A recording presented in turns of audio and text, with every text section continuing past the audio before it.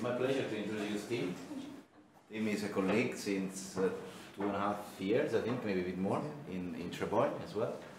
And yes, Tim completed his PhD in 2020 in London at King's College and Natural History Museum. And this study that is going to be presenting today is part of his PhD that we recently managed to wrap up. And on top of functional biogeography, which is a passion that we both share, Tim is working in Trebogne with Itkar Rimeshova. And during his postdoc is mainly working with below-ground parts, not only, but definitely mainly with rhizomes, and how much plants are investing into rhizomes in terms of biomass, and how they are scaling with other organs, with other traits. And this is also another topic that we both share passion for. And so now it's my pleasure to leave the floor to Tim that will be presenting this study that I hope you enjoy. Thank you. Thanks very much, John. Yeah. So yeah, my PhD, as many PhDs, they have two supervisors with different interests. So I had one supervisor who was very interested in how you sample species when you're looking at diversity, and he particularly looked at assessing rarity. So he was very interested in the sampling. And I had another supervisor who was very into biogeography. And so that's where this combination comes together. So I'm going to be talking about functional biogeography, and that's using plant traits to define biogeographical boundaries. And then I'm going to consider how you can use plant traits to then consider how those boundaries might be changing over time. And there are numerous methods that have been used over centuries to propose biogeographic boundaries.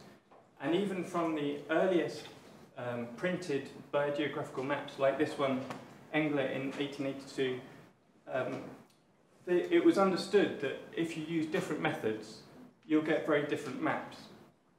And so this is based on plant physiology, and you can see a very clear effect of climate in the different zones that Engler has proposed. But only 10 years previously, Engler had proposed quite a different regionalization that was based on how many species, genera, families are shared between different areas. So it's quite that difference between the adaptations to climate, the functional approach, and the more compositional approach has been in a way in biogeography right from the start. And today I'm going to focus on the continent of Africa, and I have some field experience from going to Africa. In fact, during my PhD I was fortunate enough to go to Zambia to collect data there. And I also have had experience working with herbarium collections from Africa. So that's why I focused on that continent. The number of species that have been described for Africa grows year on year, but at the moment there are about 60,000 species known from the continent. And this might be a familiar map. So this is from Peter Linder, looking at biogeographic regions based on species composition. And Peter Linder used a sample of species, 5,000 species, to make this map. And it's based on a similarity index. And a similarity index is a very robust way of assessing different biogeographic regions. The process involves making a matrix of similarity, so which species are shared between each individual pixel on the map. And that then gives you this, you can see a dendrogram down on the left. And when you first make the dendrogram, all the tips of the dendrograms will be individual pixels. So it's how many species are shared between each individual pixel. And then they use an algorithm to cut the dendrogram, which then produces these different regions.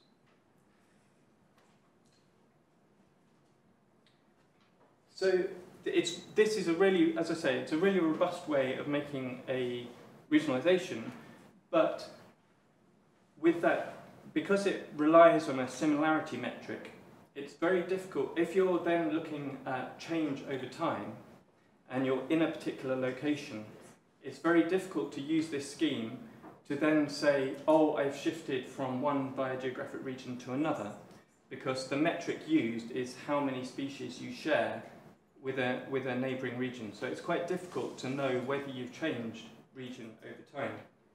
And with the rate of global change and human-induced changes, it's more and more important that the biogeographical change the biogeographical scheme that you use can respond to changes that are occurring. And this is a very different scheme. It was made by Stephen Higgins and colleagues, and it doesn't use a similarity index. Instead, they've used 3 variables. They've used vegetation greenness, how that greenness varies with seasons, and vegetation height. And those 3 variables are taken from remotely sensed data. So they're using imagery, directly sampled light reflected to measure the greenness, and then LiDAR data for vegetation height. So just to give you an idea, they've given each scheme an acronym with 3 letters to show reflecting the 3 different variables that they're using. So in grey, the text says SLN next to grey, and that means short vegetation, low in productivity, with non-seasonal changes in that productivity. Whereas the turquoise colours, you can see they start with TH, and that means that they're tall and they have high productivity, as you might expect in the equatorial forest regions. And I'm sure you'll be familiar with, this is another scheme, the ecoregion scheme. And this relies on expert opinion, essentially. It draws on both approaches that we've seen already. So it draws on physiognomic approaches, it draws on species composition, and then it takes that expert opinion and produces these biogeographic regions. This is at the biome scale, and then there are much finer scale regions that have been proposed within that scheme. And it's a highly influential scheme, but there again, it's presented and used often as a very static scheme, not one that can respond easily to the changes that are happening. So, there are many different ways of presenting biogeographic regions, and there are vegetation classifications have been used to identify areas that can be useful for extracting resources, and then there's phylogenetic schemes as well, which show how plant families in general have radiated and where the sources of different floras has come from. So there are many different schemes. And biogeographic regions have also been compared in terms of their biodiversity that varies considerably over space. And of course, biodiversity is regarded as a multifaceted concept that includes species diversity, genetic diversity, phylogenetic diversity, and functional diversity. And functional biogeography aims to analyse the geographic distribution of forms and functions, and it does so by looking at the spatial distribution of trait values. And those trait values are treated as a predictable description of, or a predictable simplification of the thousands of species that are there. So we're going to investigate whether we can establish a biogeographical scheme based on the spatial distribution of trait diversity, and do so for African angiosperms. And more generally, functional ecology grew out of the attempts to place plants according to their ecological strategy in spectra of those ecological strategies, and allocation trade-offs and synergies that can be detected in measured traits are assumed to place plants in those different strategies. So there's a tendency for taller plants to have larger leaves, and that's a key part of what's become known as the leaf height seed spectrum, where plants vary from a spectrum of highly effective photosynthetic leaves, low allocation, low cost, all the way to more robust species that have more robust allocation to leaves and but more slow-growing tissues. So that's one of the spectra. And there's also a tendency for species that have few seeds per fruit to have larger seeds, and this is known as the seed packing trade-off. So those are the sorts of trade-offs that we'll be looking at as we look at how we can establish bioregions functionally. And there's a growing literature on the spatial distribution of trait values. At the top, there's a paper looking at how trait values might vary with the latitudinal gradient and how that might explain the species richness latitudinal gradient. And then the lower paper is looking at the global latitudinal gradient in plant height. And of course, one of the key observations of functional ecology is that whether you're in temperate regions or in tropical regions, there will always be a range of ecological strategies in that environment. So in nearly all environments, there will be species that can be successful with very different strategies. And whether or not we can detect all of those different strategies depends on the sample of species that we look at. And I wanted to just think about this lower paper, which aims to show the latitudinal gradient in plant height. And I think that the species sample that they've used is quite important in this particular study. So if we look at the height classes that they've identified at equatorial regions, you can see that they're suggesting that more than half, or nearly half, of the species diversity is made up of plants that are more than 10 meters tall. And their sample of species includes no species shorter than 10 centimeters at the equator. And I think this is a reflection of the particular species sample that they've used, because if you think of equatorial habitats in Kenya, for example, so we've got one of the national parks in Kenya here, you're going to have a very high diversity of short species. So I think the sample of species that you use is crucial when you're considering these sorts of issues. And that's a question that I'll come back to as we go over the work that we've done. So over the next 40 minutes or so, I intend to look at the methods that we used to project plant traits spatially, and then how you can use those plant traits to then identify biogeographic regions, particularly using a hypervolume methodology, which I'll come on to, and then the use of plant traits in monitoring the state of biodiversity and prioritising different conservation efforts. So a random sample of species has been shown to best represent species richness, so the number of species per unit area over space.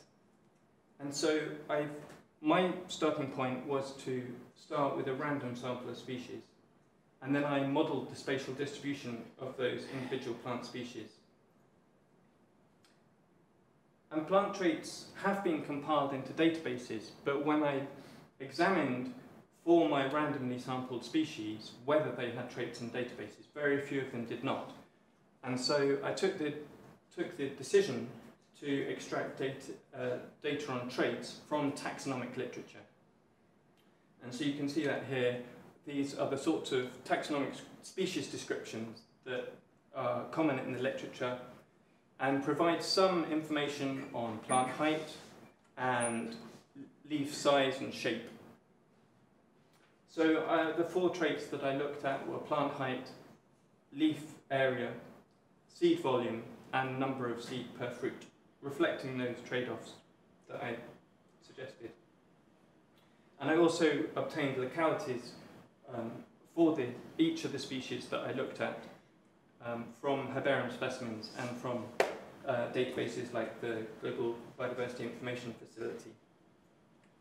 And the first step of producing the distribution of trait values was to model the distribution of my sample of species.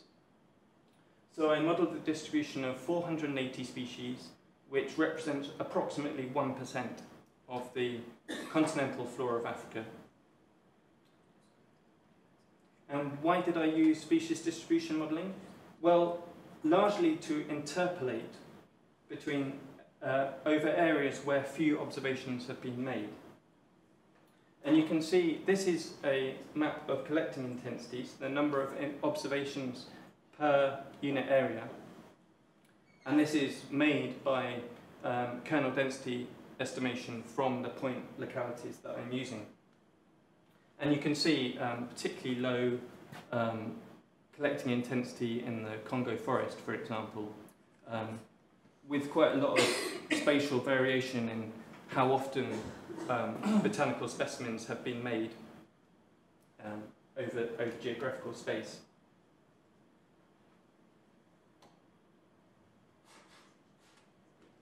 And then species distribution modelling is a correlative approach, linking the presence of a species to particular environmental variables. And so this is for an example of a species from Somalia. So for each species, we selected particular environmental variables based on whether those environmental variables were correlated. So here, terrain index in brown is the propensity of water to flow over the landscape. Isothermality is whether the degree to which day to night temperatures vary in terms of relative to annual oscillations in temperature. And then mean temperature of the wettest quarter. And then for each species, we had this layer of collecting intensity, and we used this in the species distribution modelling to make sure that places where we regard the species as absent, so the environmental variables that we regarded as places where the species was not, were taken from areas that are being well collected for other species, but not for the species that we were interested in.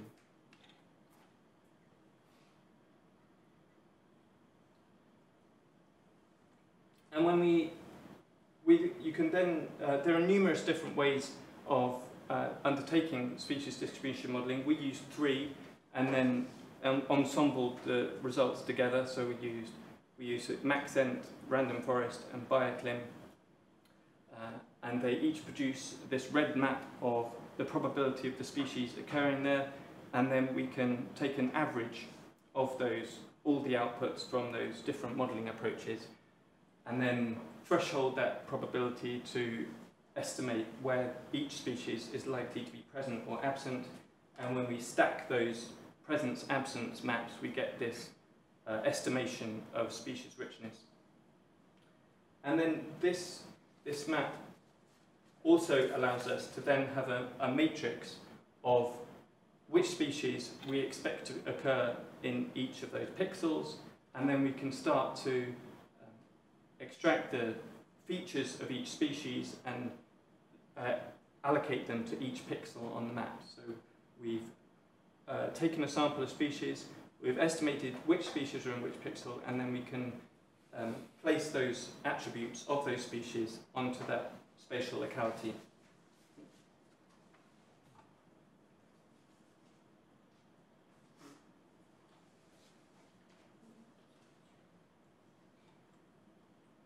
Sorry. And one of the attributes that we extracted was growth form. And within our random sample of species, we had far more herbaceous species than we had tree species. So you can see the richness of the herbaceous species follows the Rift Valley pattern that we already saw in the overall species richness. Whereas the trees, we have a far more even distribution of species richness across the continent. But this starts to also show one of the limitations of our species sample. For example, you can see that we had, in our particular sample that we used, we had no tree species from the Mediterranean, even though it's well known that there are oak woodlands, quercus woodlands across the Mediterranean coast. So that just shows one of the limitations of using that particular sample of species. And we can also look at other growth forms. Broadly, they were similar to other studies. So this is a study by Mark Sosef. Uses a larger sample of species, but without modelling. And you can see that they broadly align with a high species richness of shrubs in northeast Africa. But here again, succulents, it's well known that there are succulents, aloes, and other genera that are succulent in northeast Africa, but they weren't in our sample. So you can see that the sample has an effect on a limitation on what we were predicting. So now we can insert trait data, and as I said, we obtained trait data from taxonomic literature, and that then we had 4 traits, and so we had 4 dimensions in our trait space, and I've represented that trait space here as a principal component analysis.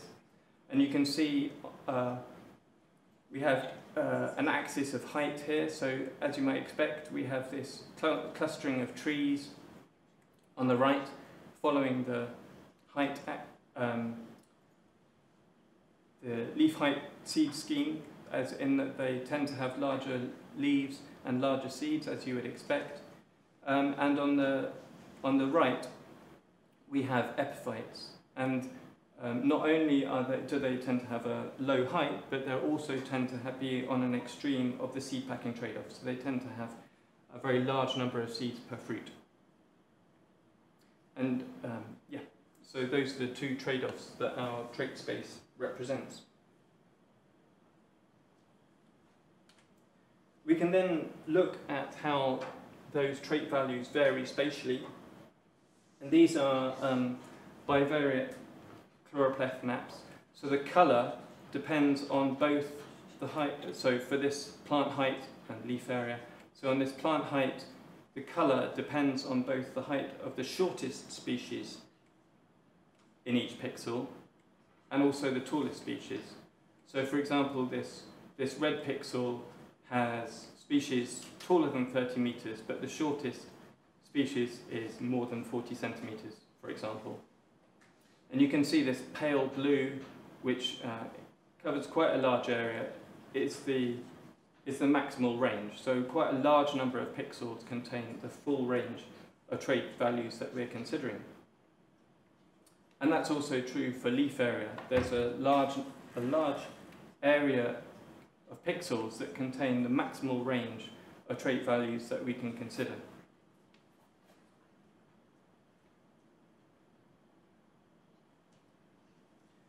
And here, these maps are based on a coarse resolution of 2.5 degrees. We modelled the species at a far finer scale, but here we've made those pixels larger.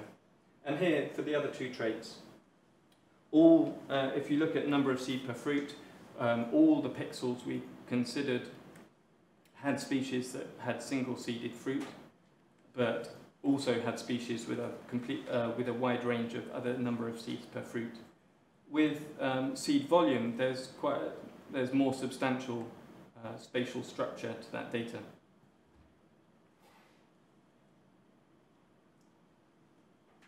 But just because these pixels have a wide range of trait values, doesn't mean that all of the possible values between those extremes are present.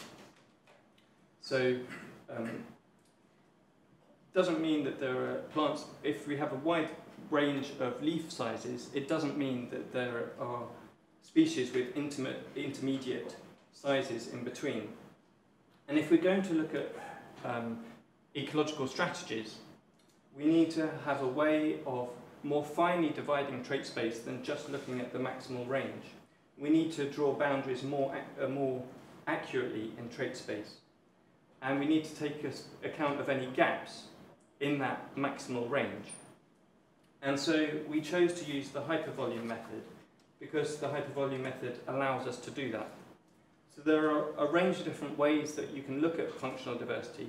We looked at dendrograms before, and they've been used to analyse traits, where you take a distance metric, and they're highly accurate for discriminating different regions, but then it's very difficult to say if your region has changed, which group it should then fall under. The convex hull is the multidimensional equivalent of a maximal range. So if you have a trait value, you can say whether it's inside this range, if the orange line is a multidimensional range, you can say whether a value is within it. But it's quite possible that there are actually gaps in that range, and if you use a convex hull, it can't tell you whether there are gaps. Whereas the hypervolume method, because it uses a more probabilistic approach in defining the boundaries and makes a more complex shape in multidimensional space, you can then take account of any holes that you might encounter in trait space.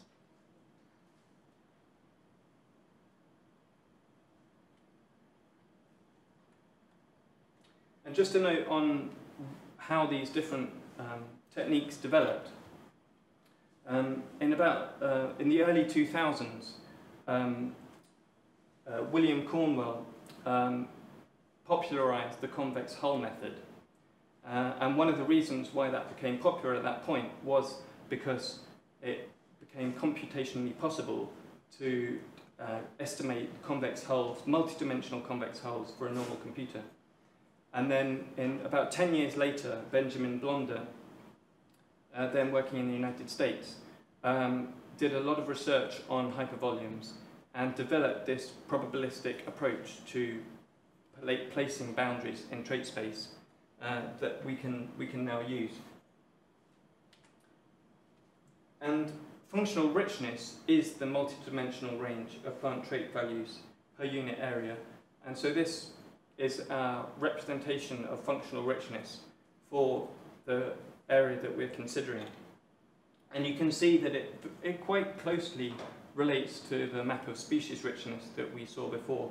It shows the same high richness along the Rift Valley. And this is one of the reasons is because as you have more species per unit area, even if those species pack quite closely in trait space, you get a more complicated shape if you include more species. And so the volume of that occupied trait space increases. And so you do get that mirroring of the species richness when you look at functional richness.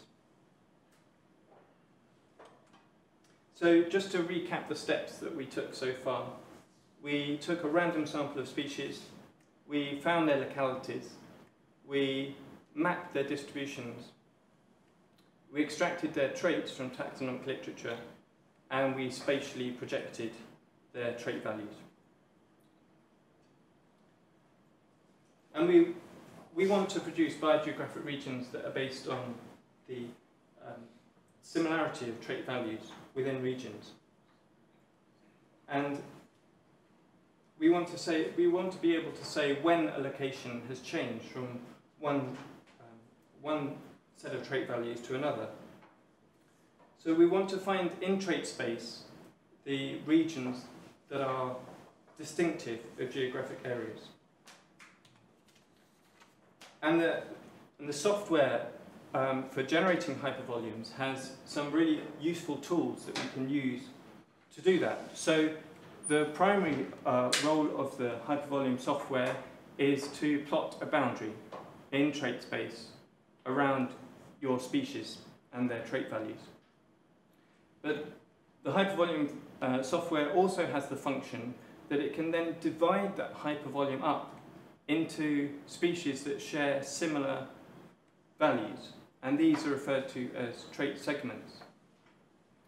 And so each of these segments has species within it that have similar trait values, and that's done by hierarchical clustering. And the next step then looks at where each of those segments occur. So if you remember the functional diversity map, that each of those pixels had its own hypervolume estimated that I've shown here in purple. And we can say, well, which of those segments intersects with the hypervolume of each pixel? And what we get is a map of where each of these trait segments occurs. So in this hypothetical example, we have some moderately tall species with small seeds, and we can plot the distribution of that segment similarly with a different segment.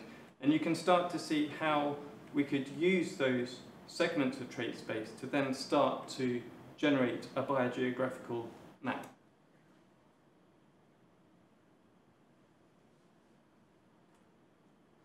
And when you're using the hypervolume software, this is the sort of output that you get. It's based on four-dimensional space, so it's difficult to plot realistically. But what we've done here is it just takes the pairs of traits and plots them as though you're taking a slice through multi-dimensional space.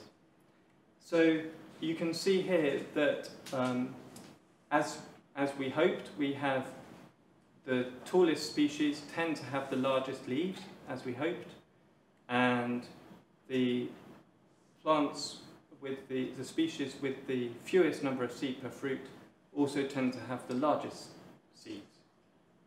The variables we did by standardized and they're log transformed and then standardized to a standard deviation of 1 and a mean of 0. And you can also see holes in trait space, so you can see these boundaries within boundaries. The pink line is the boundary of total trait space that we're considering. And you can also see that there are holes in that trait space. So within our species sample, we had no trait values for these particular areas, these particular combinations of traits. In black, we have the very small range of traits that was seen in every single pixel that we considered. And then a step, as I described, is then segmenting that trait space.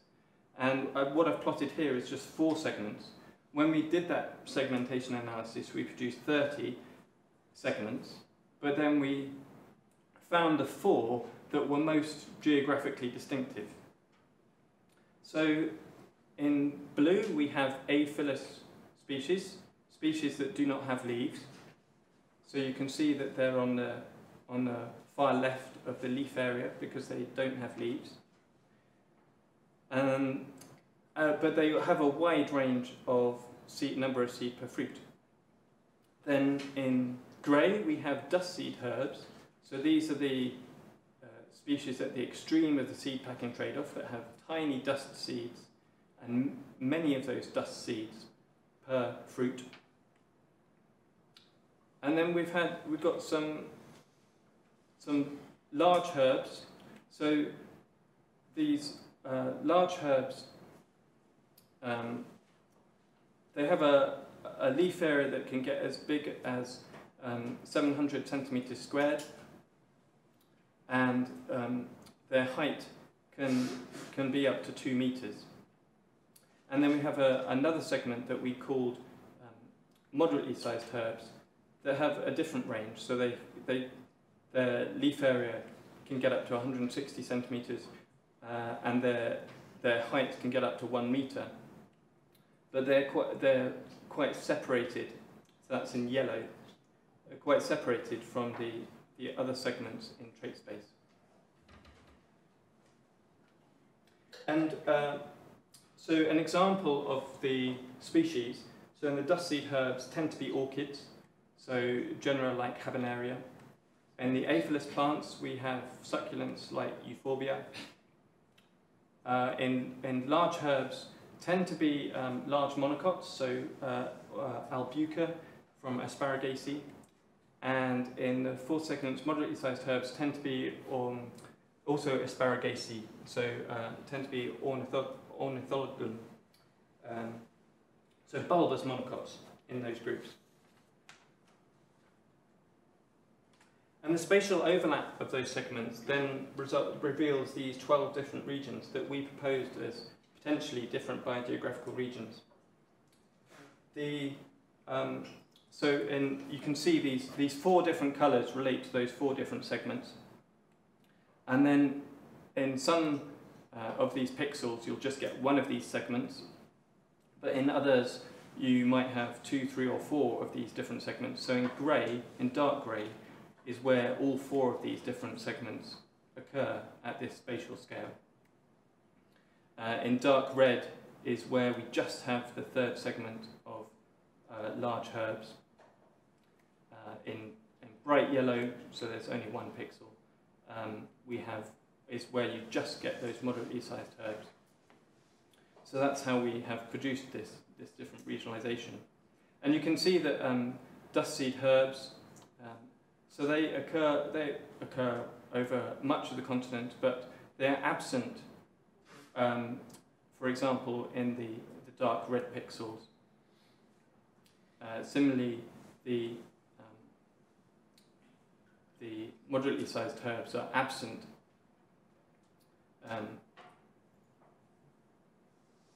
in these light blue areas here, as are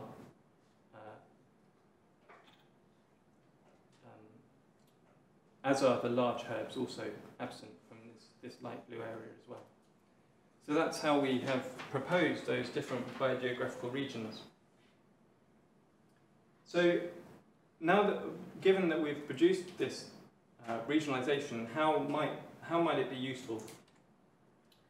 Well, we've attempted to make a biogeographic scheme that can respond to change.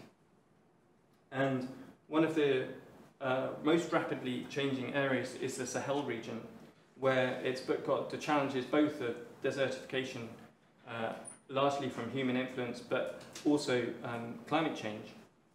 And one of the benefits that we think of this scheme is that if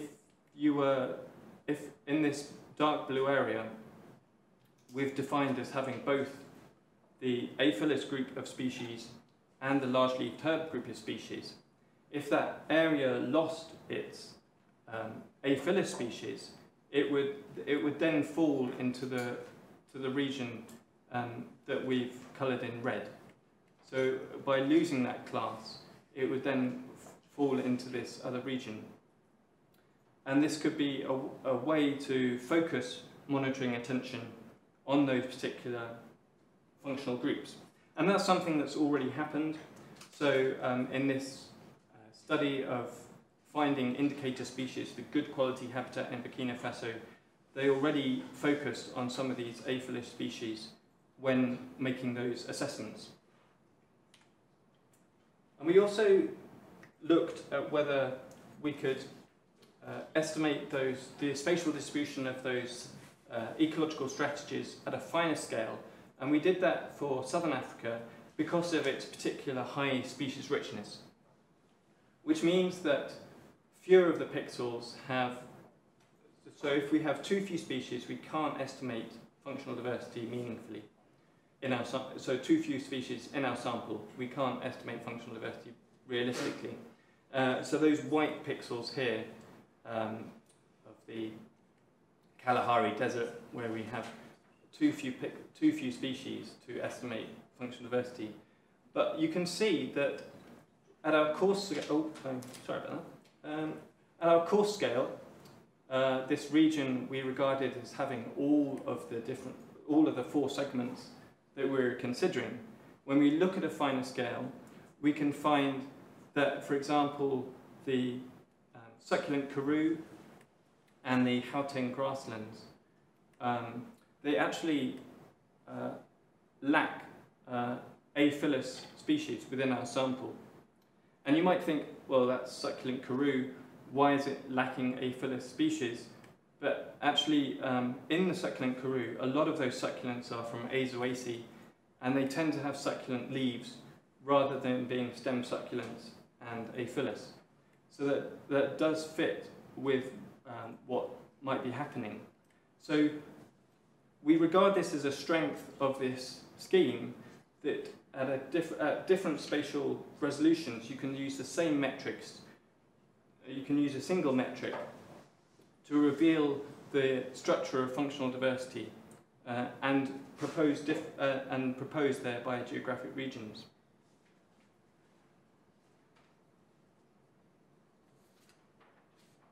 And this scheme, we hope, could be used to identify which areas are changing.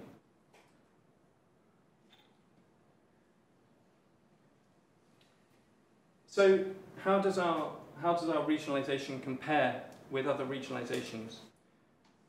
When we started, we expected that our functional regionalisation would be most similar to the regionalisation proposed by Higgins, this regionalisation based on remotely sensed variables. And this is because they were using functionally relevant variables of plant height and leaf greenness that do relate to the functional spectra that we were considering.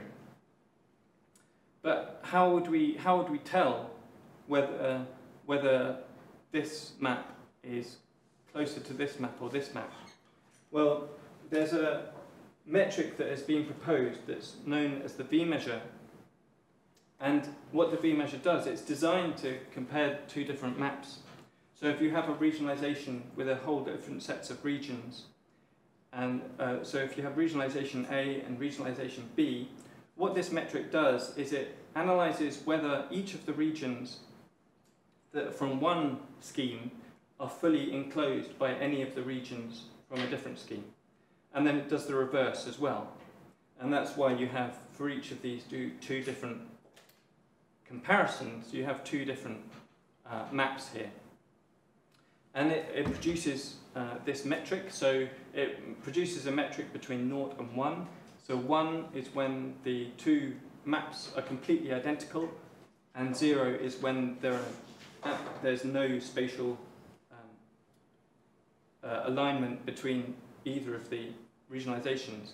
And what we found was that actually our scheme was closer spatially to the scheme proposed by Peter Linder and colleagues, so the composition-based scheme, than it was to the remotely sensed data analysed by Stephen Higgins and colleagues. And perhaps this is because we explicitly used a species sample that was representative of species composition.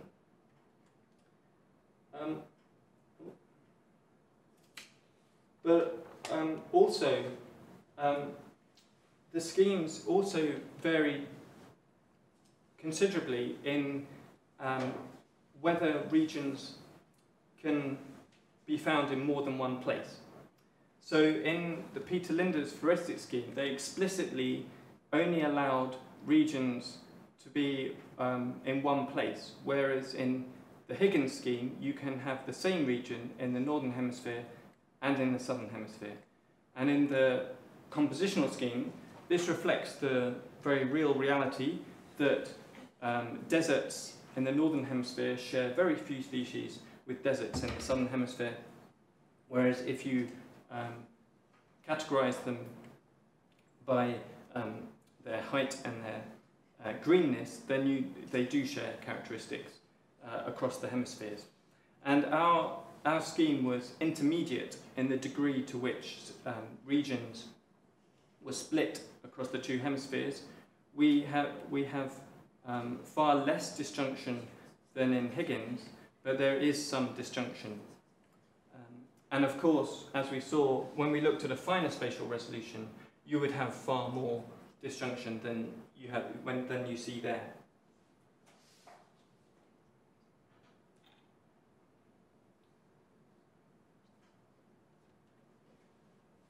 And another reason for this lack of similarity could be also the particular groups that each scheme relies upon. So when you're looking at remotely sensed variables, particularly when you're looking at tree canopy, if you're looking at reflectance from the ground, and you have a tree canopy, then pretty much all of the values will be from the tree canopy. Whereas what we found was that the particular groups that we found useful to discriminate different geographical regions were all herbaceous. And so this could be another reason why this discrepancy between the different schemes, why we didn't get the close similarity with the scheme proposed by Higgins.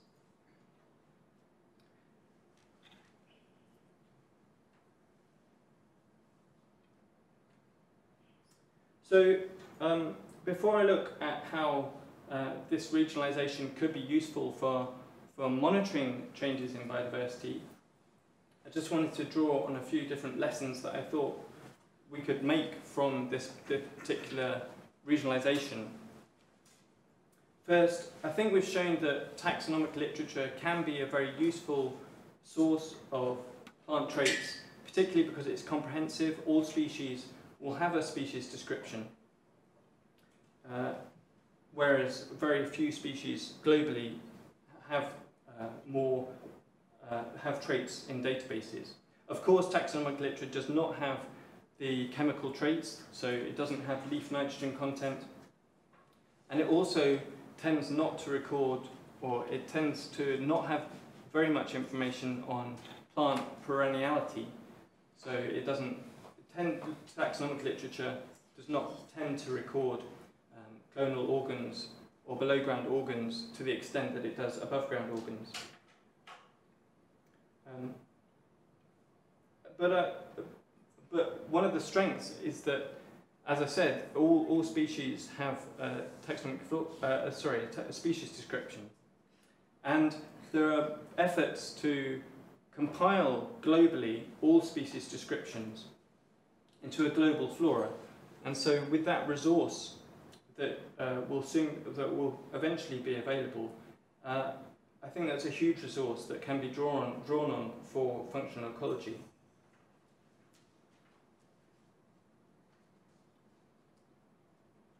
And I'm sure taxonomy could benefit from taking some of these other traits into account. So some of these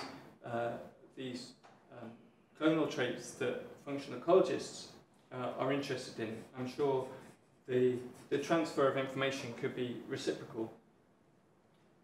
So we found also, so my second point here is that we found that herbs were most important for defining biogeographic regions.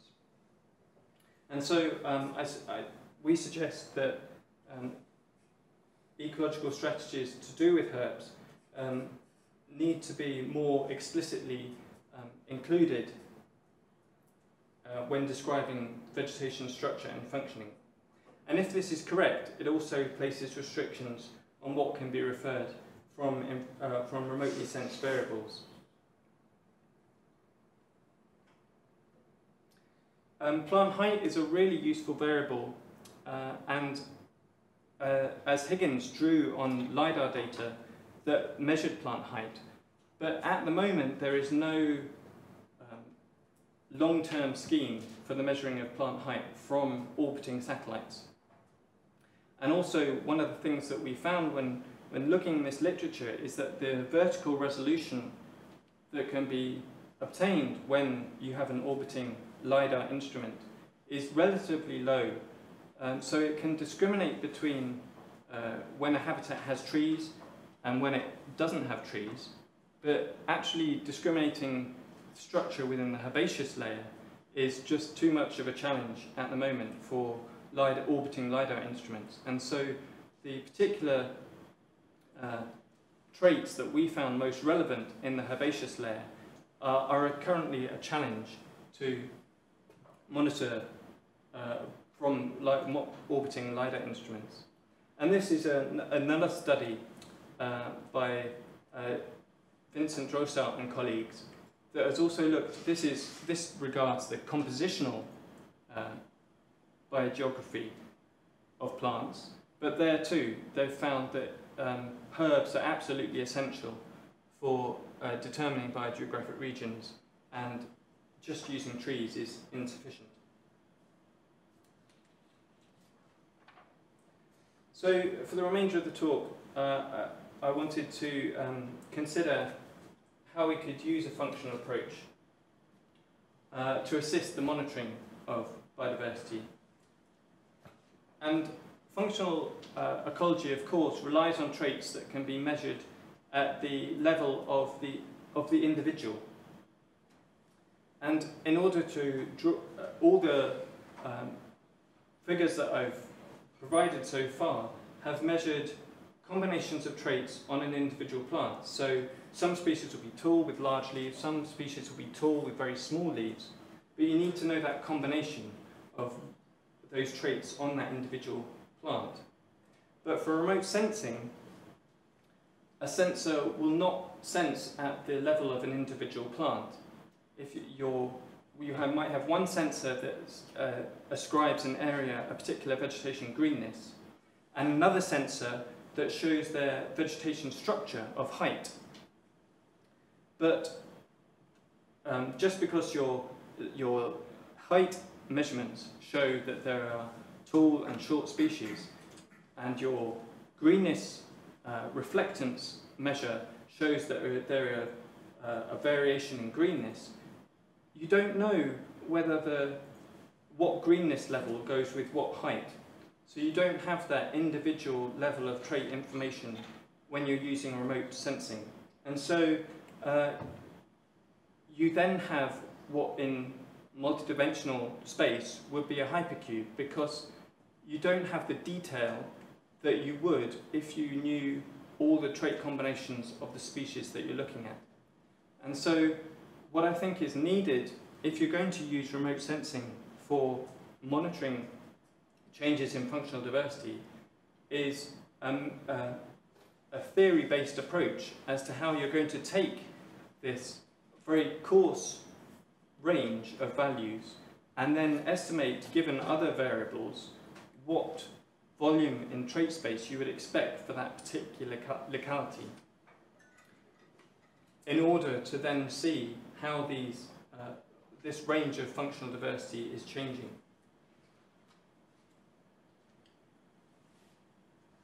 And the challenges of monitoring biodiversity are huge, and we need to take as many sources of information as we can.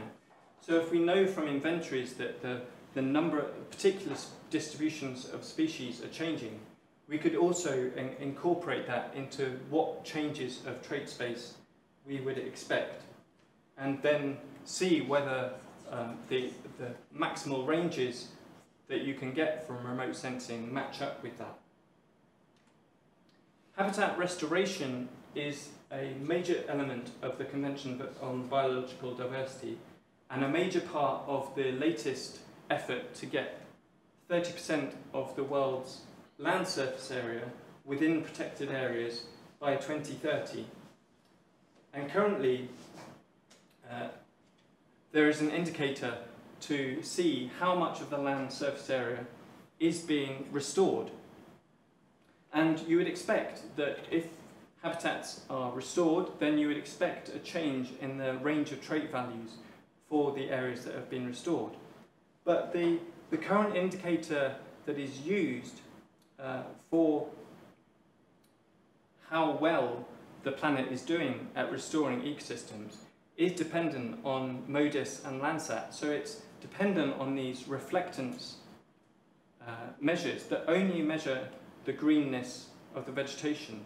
So if we could incorporate more functional elements into that have an indicator that included more functional elements, this could tell us more about how well restoration is ongoing.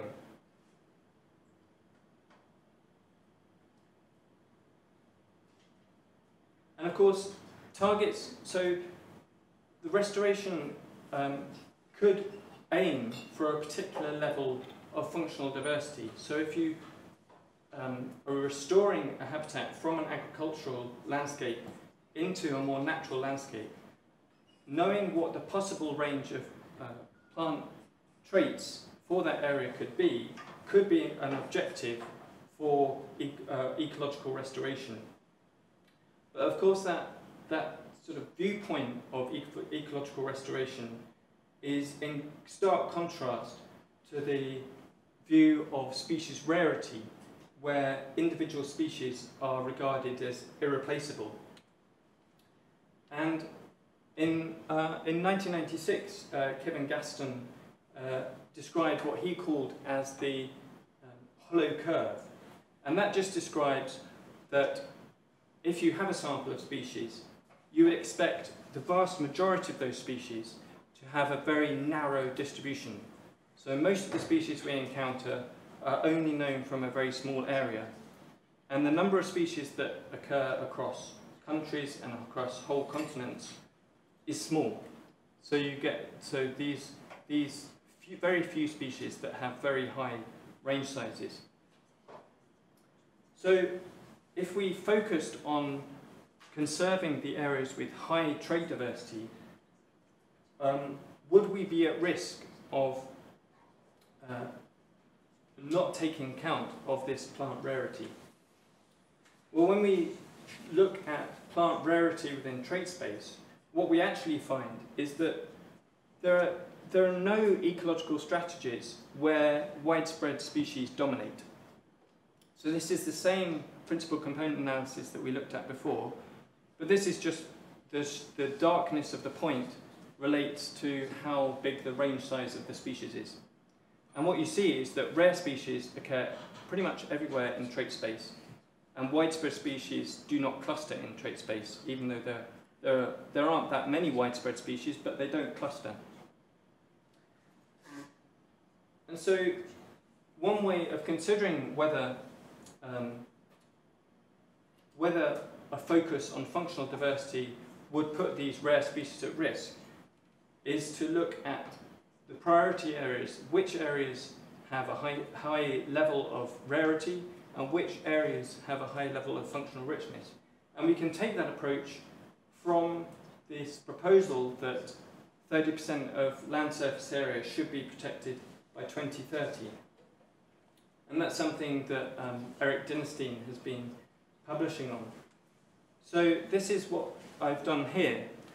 These two maps on the right show at a fine resolution the areas which from the species sample that we were working with, the 30% of the land surface area that would have the highest functional richness, and the 30% of the land surface area that has the highest rarity. And what we find is that actually there's quite a close overlap between those species. So in dark blue, you can see are the areas where these regions overlap.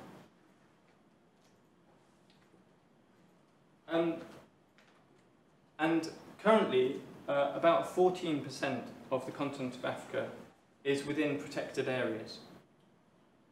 And if we look at whether those protected areas are in the most priority areas for rarity or functional richness, in dark pink here you can see where the current protected areas are protecting areas with high plant functional richness.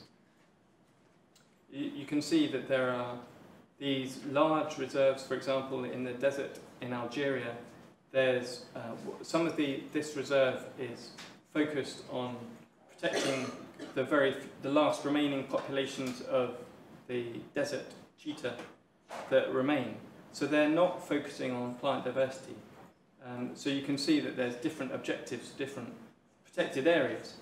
But as it stands, about 21% of the current protected areas are protecting the most functionally rich areas. And of course, if this target of protecting 30% of the world's land surface area actually materializes, it's likely that this prioritization will occur at the scale of individual countries. And that's what this map here shows. If these are the 30% of the land surface area which are highest for functional richness within each individual country.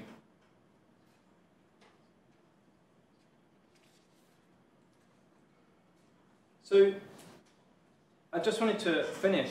The boundaries of biogeographic regions do show signs of movement with global change.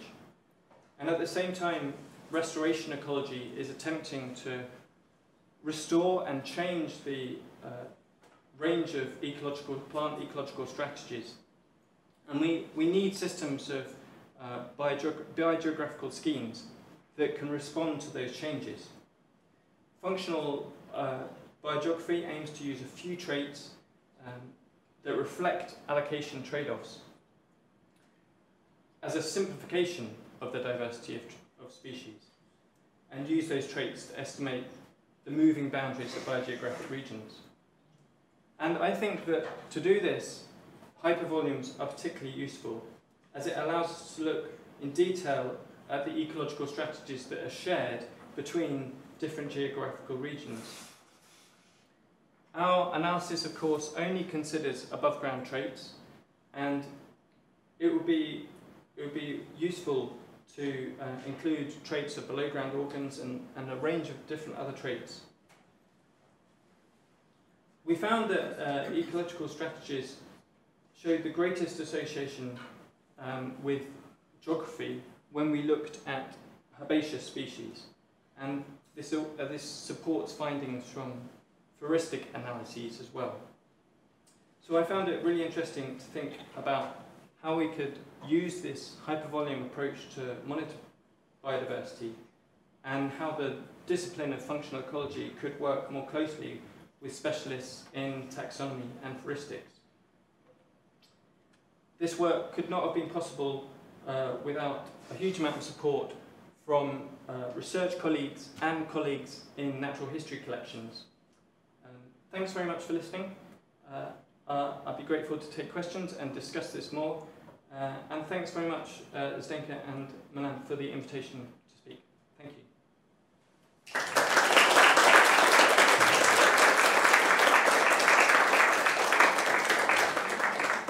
Thank you, Timothy, for this amazing talk.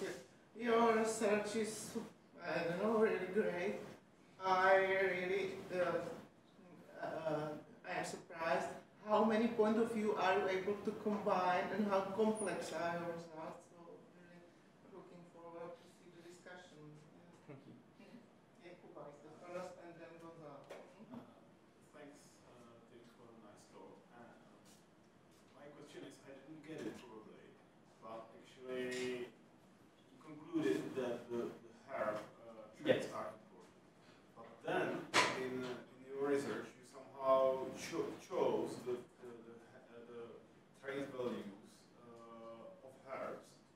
I didn't get into what's the justification of this. Sure. Yeah. So when we we had a trait space, and we allowed the algorithm to segment that trait space according to how the species clustered, and then we scored each of those clusters as to how well they could discriminate geographically. So the segments that contained trees tended not to be distinctive of geographical regions. So the segment that contained trees tended to be pretty much everywhere. Okay. That's why we did not include trees.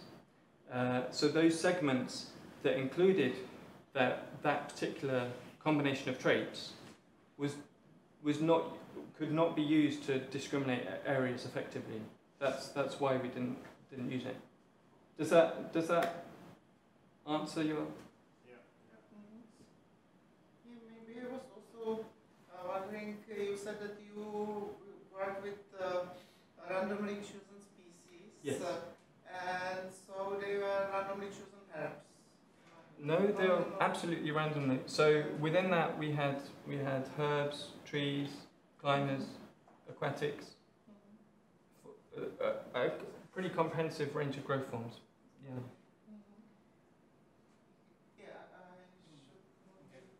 Thanks for the talk. It's great, but I have many questions. Sure. Some of them methodological, some of them more. Well, in the paper you mentioned, for example, that you took in many cases the maximum value of Yes. what you found in the literature. Why is that? We used the maximum value because in taxonomic literature, that usually they give a minimum and a maximum for a species, and there's no real way from taxonomic literature. There's no real way of knowing where the mean is. They usually just give a maximum and a minimum, and also that minimum is likely to also include immature specimens.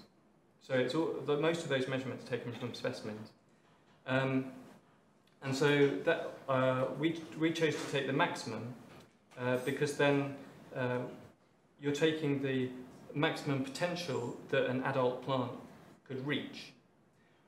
I totally accept that there are limitations to that because, for example, we took no account of intraspecific variability, for example. So your tall trees in Apocynaceae occur, so, there are widespread species in Apocynaceae that can be riverside trees in South Africa, and they can be forest trees in Congo, and they might, and the riverside trees in South Africa might not quite reach the same heights as they do in Congo, and that was not reflected in this study. But I think that was I think that's the best way of using that sort of data, because a mean would also introduce problems because you just have a range and you don't know where the mean is. Okay. So then, if you can in the slides go back to Sure. Well, the first question would be about the bivariate heat map with the traits. Sure.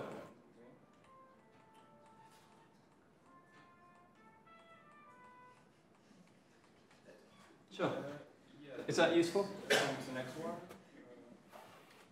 Yeah, this map. Sure. Yeah. So you show the traits, like the range of. I mean, for me the question is, in this case, many of the cells are blue. Yes. And blue means the highest leaf area, and so species with largest leaves, and yellow colors would mean species with smaller leaves. Each colour is the range. Yes. So it's the yellow colour is where within an area, within our sample, the leaf area of the smallest species is relatively large. Okay. So your smallest species has a leaf area of Yeah, more than 0.6. From the whole data set, the 0.2, 0.4 are the values of the smallest values for the whole data set. Exactly. Yeah, so in many cases you have much more just pure blue colors. Yes. So you have much more abundant, extremely positive or extremely large values. So this suggests to me that the distribution of traits is not normal.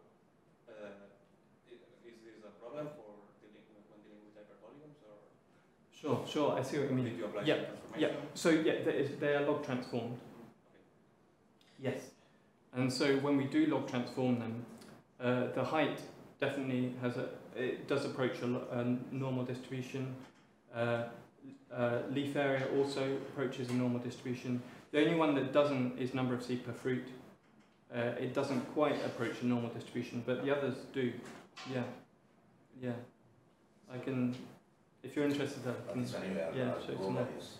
These maps are showing the raw values. Exactly. So They are. Yeah, these are absolute values. So, and then more biological questions. When you show, for example, the possible composition of groups in each cell, there is something striking that when a cell has two segments, the possible segments, there is always the large-lived heirs and any of the other three.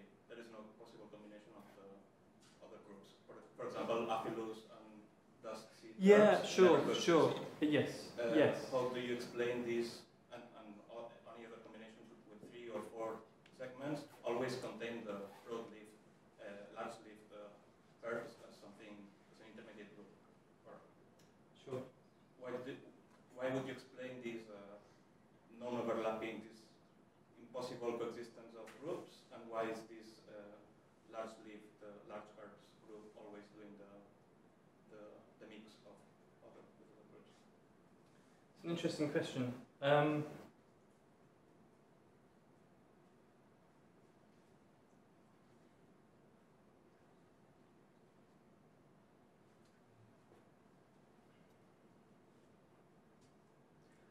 So the large-leaved herbs,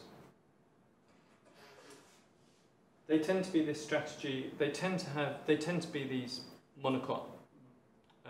They tend to be monocots, and they tend to be a lot of them are bulbous monocots.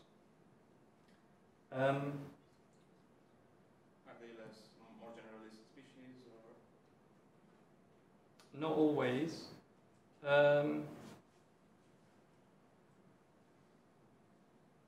No, so for example, some of the southern African species can be quite range restricted. They can be quite narrow.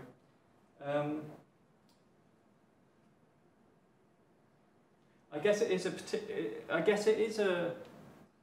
if it could be that this is quite a narrow strategy, and so there will always be other strategies that can, or often be other strategies that can co-occur with that. There will be, if they're doing the strategy that stores resources, either that, or with an aloe, it's got water storage as well. If they've got the storing strategies, then there will often be other strategies that will be more ephemeral that can coexist. But it's a really good, interesting question. I don't have a definitive answer. Of course, there are 27 other segments that aren't in this map, just because we didn't find them geographically useful. And so this is it's not comprehensive, if you see what I mean. In my experience, in each community, there are usually multiple strategies going on, and so. But yeah, it's really interesting why it associates with some groups and not others. Thank you. Perhaps some usefulness that this might also have is to detect boundaries, biogeographic boundaries. If you find the longitude of border with the pixels which are of incompatible groups that cannot exist together, this might mean a striking environmental difference between geographic regions. Sure. Yeah. Thank you. This would be interesting. Sure. Yes. Yeah. Thanks. That's a really interesting point. Thank you. Okay, so we can go back to you, but now, Milan. Yeah, thank you for the great talk, Tim. I just would wish if we had such a detailed analysis for Europe too. Well, you used 4 traits. Yes. And I understand the ecological meaning of leaf area and plant height and seed volume, but was the ecological interpretation, and what function is related to number of seeds per fruit? Because I understand that this trait is easy to get because you usually you can easily extract it from the flora. So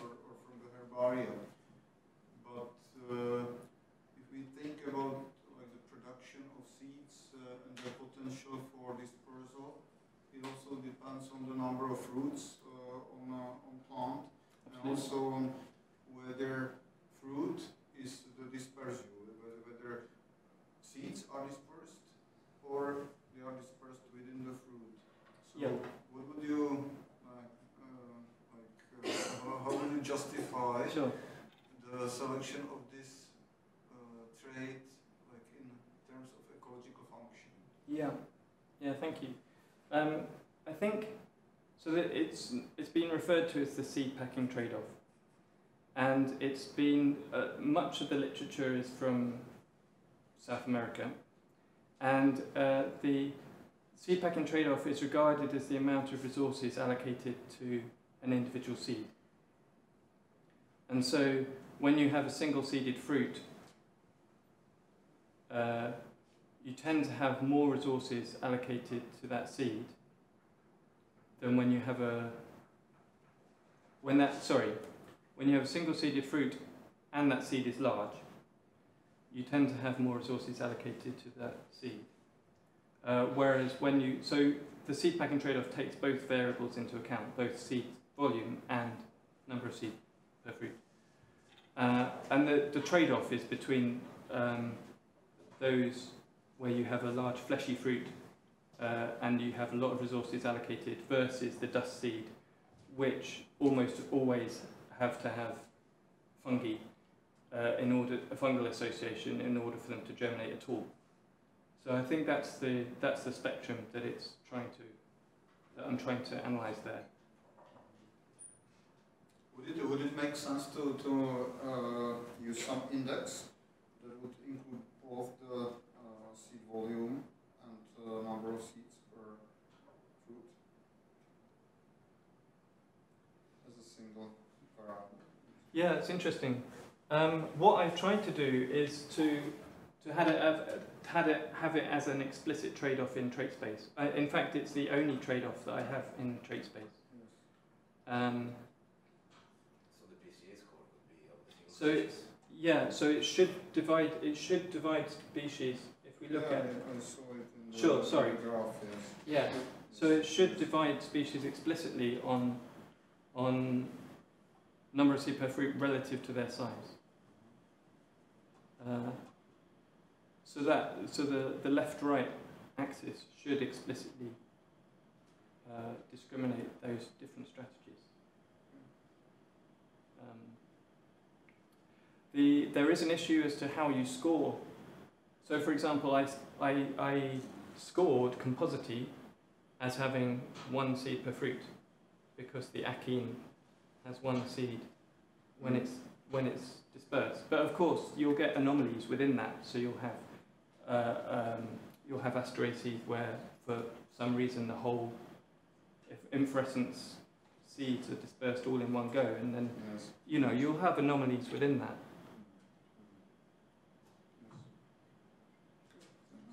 Thank you.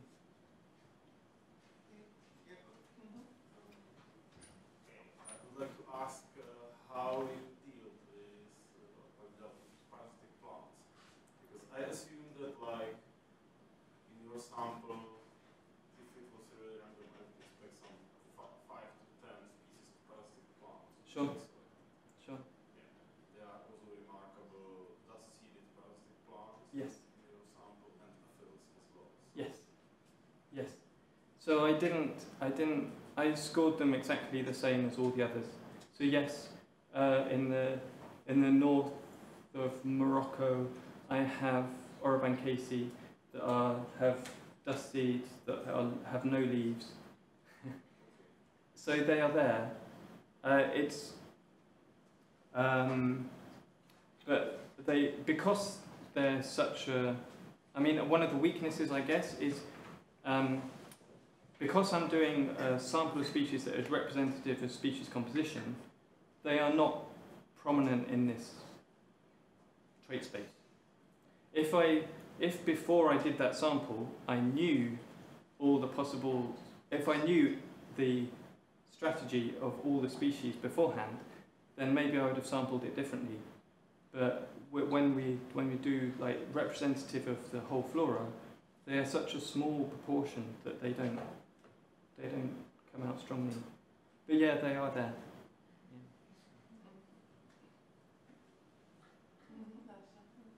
Yeah, thank you for your talk. And I started also to think about a group of species, and I have a question. How do you think if it would make sense to exclude ozonal to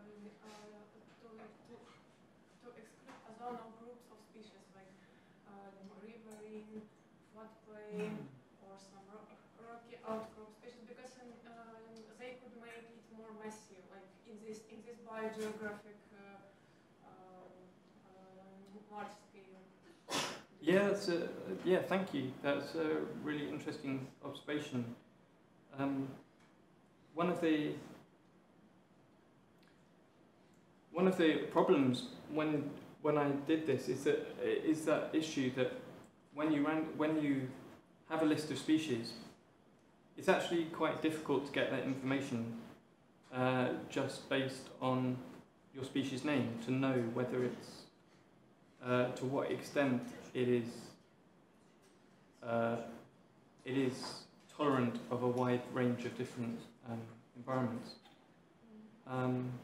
So yeah, I do have quite a lot of sedges that would be on pretty much every riverbank in Africa. But I think also it's useful to have those species, so that it's useful to know what traits are always present within trait space. So that black area that I had, that is the traits that are always present in every pixel that we. I mean, it's small, but it's those are the trait values that are everywhere. And they were, when we segmented trait space, we excluded that region. So we only looked at segments outside that shared trait space. But yeah, thank you.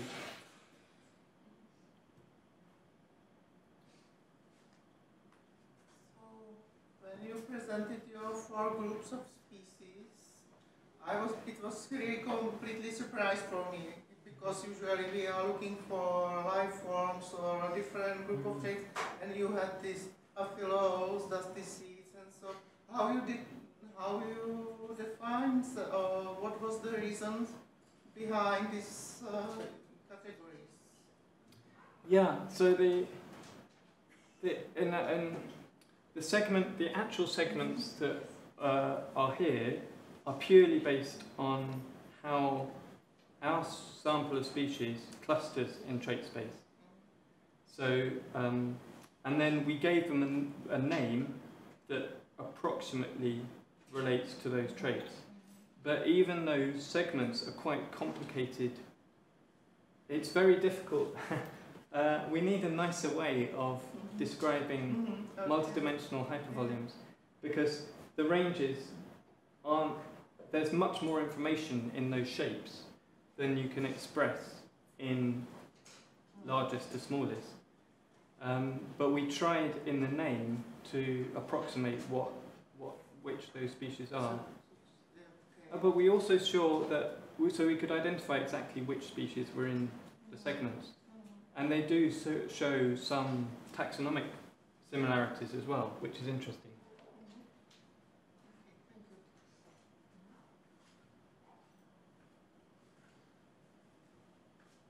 So definitely there must be some evolutionary history behind such a categories, like you said, the dusty seeds, usually they are urban parts, these aphilos plants are another parts of the phylogenetic tree.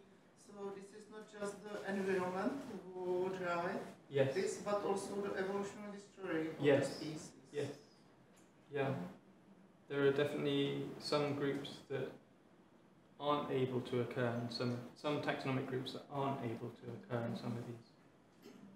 Segments.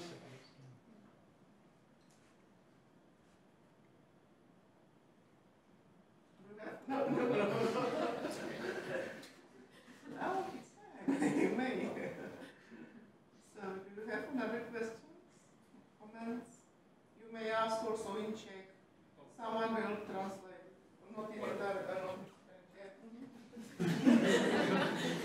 as you have mentioned in the end, like the applications, is it because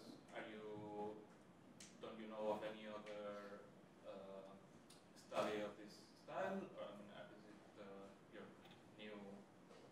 Is it the first time someone does this? Or? To my knowledge, it's the first time that these hypervolumes have been used to define regions in this way. To my knowledge, yes. There have been all sorts of metrics that have been proposed for monitoring. Is that the sort of thing you were asking? Yeah. As you explain, like all the possible applications or interests that this might have. Yeah. Perhaps it's because it's the first time someone comes with the idea of doing it. So. There are schemes. So there's a scheme in Namibia, for example, where rather than asking people to record particular species, people actually record traits. So there are schemes where that actively focus on asking people to record particular traits. But there aren't many, I don't think. I mean, I'm not aware of a large number. But I think it would be useful. And similarly, you can always take that information back. So you could, if someone is recording a particular species, maybe useful to infer what sort of traits from species level identification.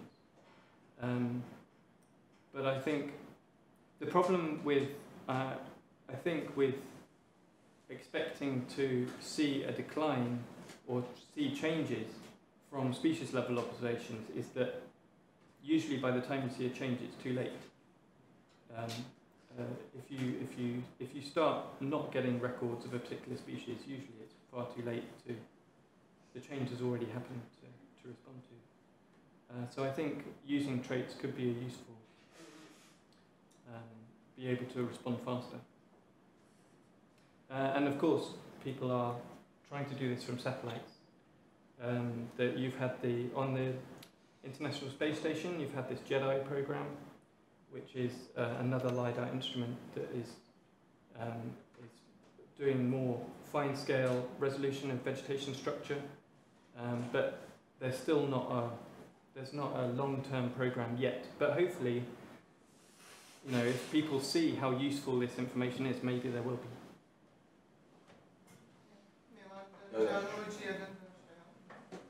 I wanted to ask about the Cape Floristic Kingdom. Like any textbook of biogeography, it's emphasized how unique it is. So my question is whether the high uniqueness, high distinctiveness of this kingdom from the others was also visible in your analysis. I saw in the maps that there was a specific color, but it's not clear to me how distant it was to the neighboring areas. And also, if you do trait-based analysis, I would expect a very high similarity between the Cape Floristic Kingdom and Northern Africa, the Mediterranean biome. So, did you see convergence in traits between Cape and Algeria, Morocco, or was it not that, let's say, similar? Sure. Yeah, thank you. So in terms of, you do definitely see, so in terms of species richness, you do definitely see the Cape region. So in that sense, I think we had a sample that represented that diversity of the Cape region. And you can see that it's far higher species richness than the Mediterranean habitat in the Mediterranean. But when we look at, and I totally, so other analyses of the Cape region have shown that it's an area that, where even though it has lots of species, most of those species have a very similar strategy, or there's very tight convergence of a few strategies. What we found, so I did do, I haven't presented it here, but I did do some analysis of how much, so if you compare species richness and functional richness, you can say, well, how much functional richness would you expect given the species richness that you have, and I didn't present that here. But we did find quite a bit of, constraints on the functional richness of Southern Africa that you would expect, and that has been demonstrated elsewhere. But in terms of absolute functional richness, it's actually quite high. And maybe that's just a measurement thing. So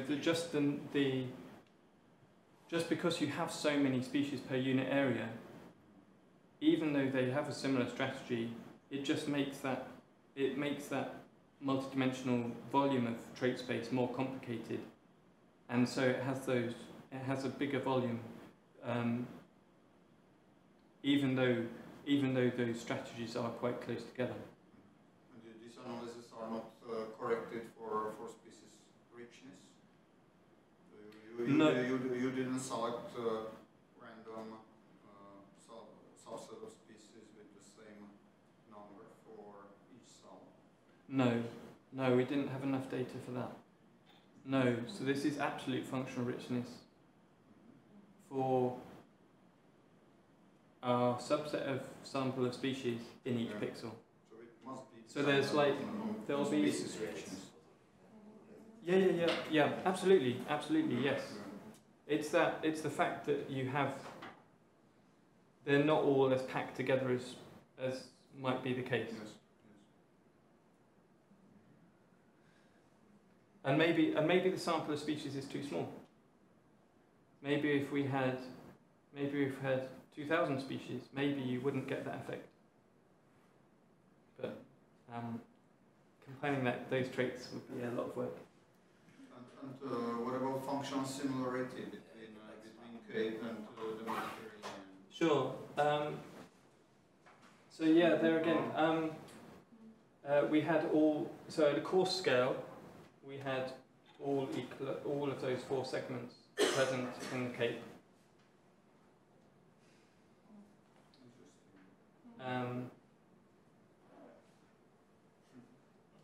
So we didn't have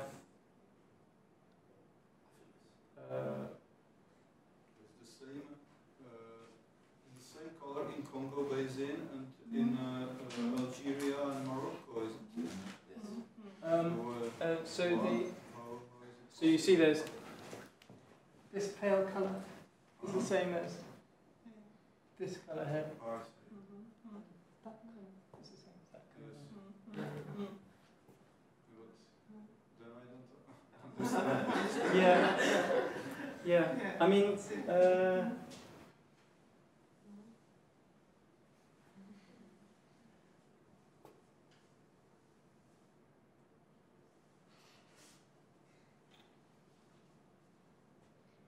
so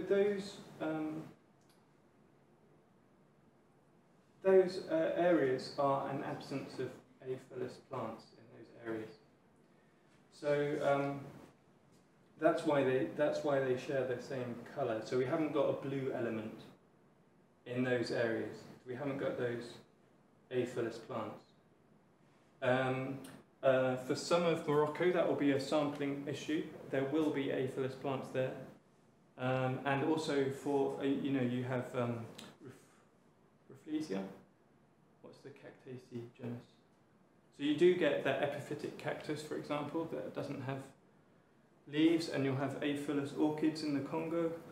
So there is to some extent a sampling issue of our species sample.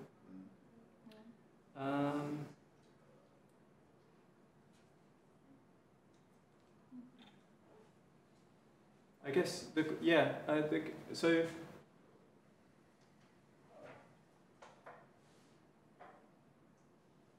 It's then, how useful is this sort of scheme? I think it is useful. I think it's more useful in some areas than others.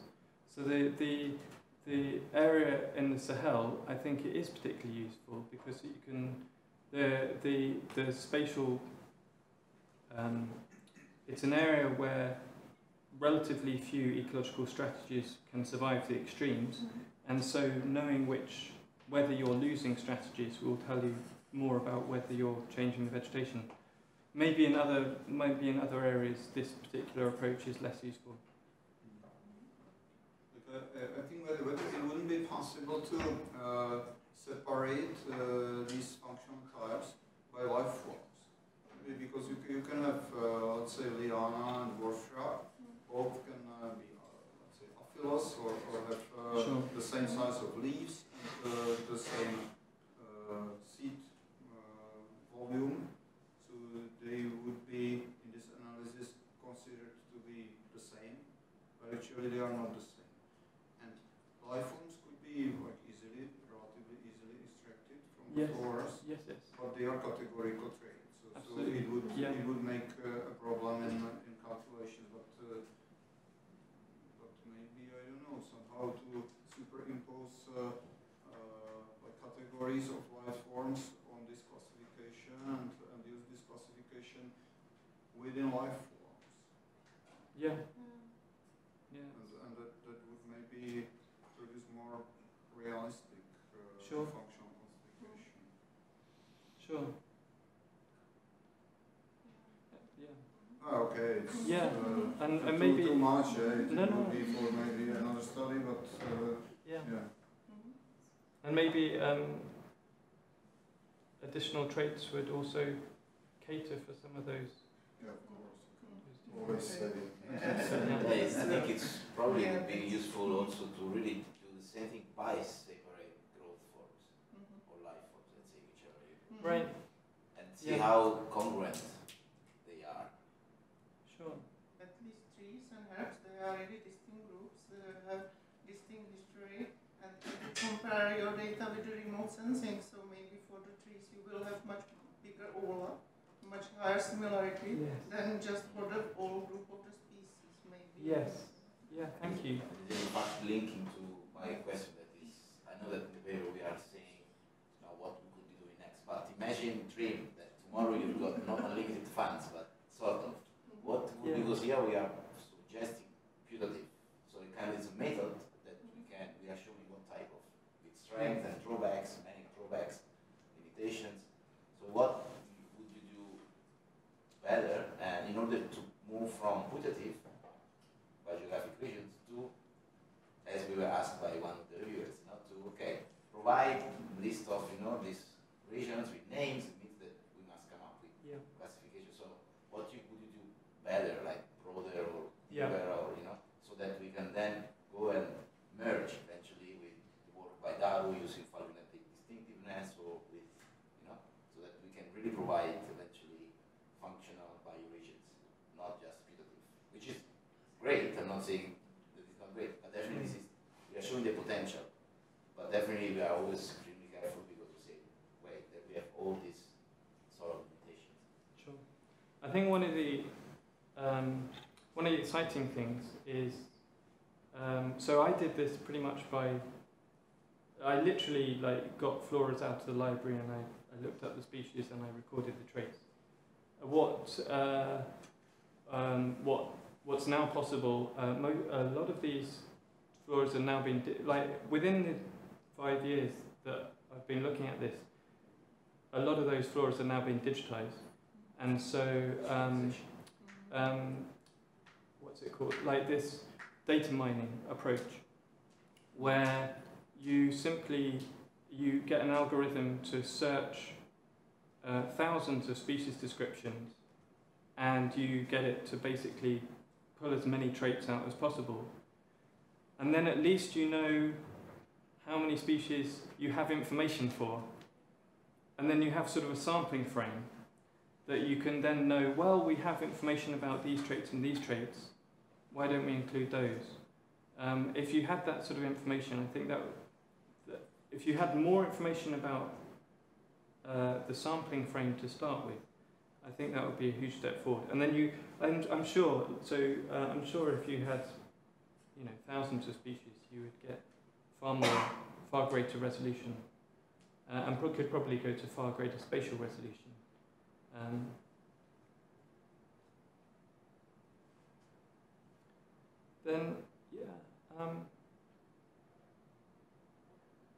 And then in terms of, I'd be really interested in then how you relate those traits that are recorded in taxonomic literature to other ways of observing. So whether that's with remote sensing, is there a correlation between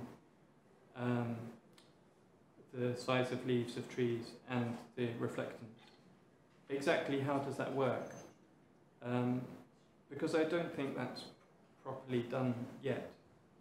And I think that's crucial because we've got these metrics that assume, you know, the conventional biological diversity has these global metrics that are assumed to have these links, but I don't think they're fully proven. It's just the best we can do.